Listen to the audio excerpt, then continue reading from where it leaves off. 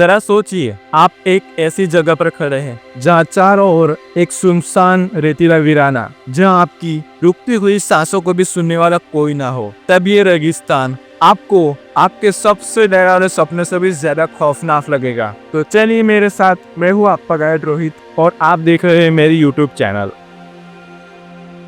4800 kilometre में फैला हुआ ये सहारा रेगिस्तान दुनिया के सबसे बड़े रेगिस्तानों में से एक होने का सबूत देता है कि अगर कोई इंसान इस रेगिस्तान को सीधे पार करना चाहे तो इसे पूरे 4 से 5 महीने लग जाएंगे, अगर खाना और पानी साथ रहा तो, वरना आपका इस रेगिस्तान से जिंदा बाहर आना बिल्कुल नामुमकिन है। कुछ रिपोर्ट के अनुसार हर साल हजारों लोग इस रेगिस्तान को पार करने में अपनी जान गंवा देते हैं। बीबीसी के एक रिपोर्ट के अनुसार एक ग्रुप जो इस रेगिस्तान को क्रॉस करके दूसरे देश जा रहा था, उनमें से 40 लोगों की मौत पानी ना मिलने से हो गई। आखिर इन सब मौत के पीछे ऐसे कौन से कारण हैं जो इस रेगिस्तान को इतना खौफनाक बनाता है? एक आम इंसान का शरीर मैक्सिमम टेम्परेचर 45 डिग्री तक ही सर्वाइव कर सकता है। अगर तापमान इससे ज्यादा बढ़ जाए तो वह इंसान dehydration, heat stroke, kidney damage, heart disease और मेंटल हेल्थ जैसी कई बीमारी का शिकार होता है। तो जरा सोचिए, इस रेगिस्तान में जहाँ दूर दूर तक कोई पेड़ पौधों का कोई नामो निशान ना हो, वहाँ कितना तापमान होगा। अगर सहारा रेगिस्तान का दिन का मैक्सिमम तापमान निकाले तो वहाँ 60 डिग्री सेल्सियस के आसपास घूमता रहता है, जो एक इंसानी शरीर के लिए किसी भी गर्म भट्टी से कम नहीं।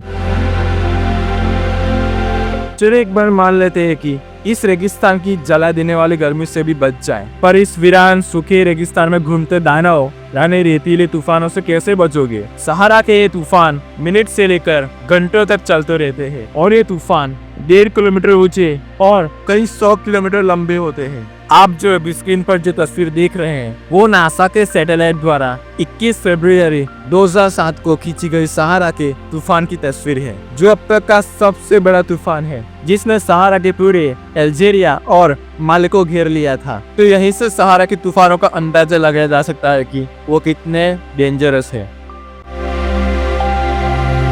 एक सुनसान रेगिस्तान में सर्वाइवल के लिए सबसे जरूरी चीज होती है कि सही समय पर खाना और पानी मिलना। और इस बंजर पर सूखे विशाल रेगिस्तान में खाना और पानी ढूंढना यानी सूखे घास के ढेर में सुई को ढूंढना। नासा की अर्थ ऑब्जर्वेटरी के अनुसार सहारा में साल में कुछ ही इंचेस बारिश होती है, जो कि ना के बराबर होती है। यही कारण है जो सहारा को और ज्यादा सूखा रहा है। सिक्के के दो पहलों की तरह दिन की तेज तपा देने वाली गर्मी के बाद रात को रूह कांपा दे जैसी ठंड। सहारा रेगिस्तान में जहाँ दिन में तापमान 60 सेल्सियस डिग्री तक चला जाता है, वहीं रात को ये तापमान हाइपोथेसिस की वजह से गिरकर -3.4 डिग्री तक चला जाता है। सहारा रेगिस्तान में इन सभी मुसीबतों के बीच एक ऐसी मुसीबत जिसका सामना आपको कभी भी करना पड़ जाए, और वो इस रेगिस्तान में रहने वाले सबसे जहरीले जीव, जिसमें सबसे ज्यादा जहरीले जीवों में बिच्छू और सांप शामिल है। सहारा के बारे में एक अजीब और डरावना सच ये भी है कि यहाँ पर अक्सर लोग भटक जाते हैं, क्योंकि यहाँ के रेतीले पहाड़ सब एक ही जैसे नजर आते हैं। इसी कारण से इंसान अपनी सही दिशा भटक जाते हैं और अपनी जान गंवा बैठते हैं। अगर आपको इस रेगिस्तान में जाने का मौका मिले तो क्या आप जाओगे? मुझे कमेंट में जरूर बताना।